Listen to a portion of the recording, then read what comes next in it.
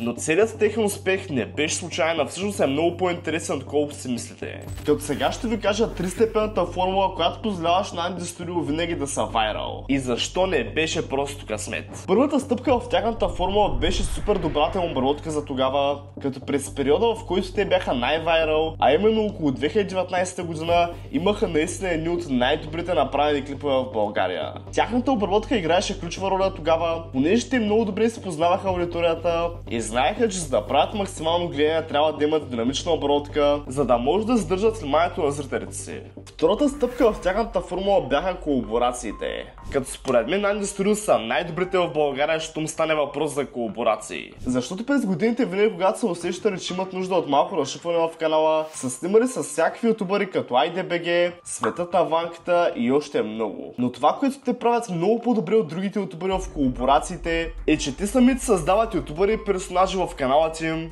като така взаимно се разширяват аудиторията и се помагат. И в момента мога да ви дам два много добри примери за това. Като ютубърът Криската, който беше най-добрият приятел на Дани и така те започнаха да го включат в видеята им, след което той събра много фенове и се направи отделен канал, в който стана супер успешен и така те заедно обменяха аудитория. А друг също много добър пример е Ванко Pump and Run, който също първо се появи при Andy Studio и след което се направи канал за да обменят аудитория.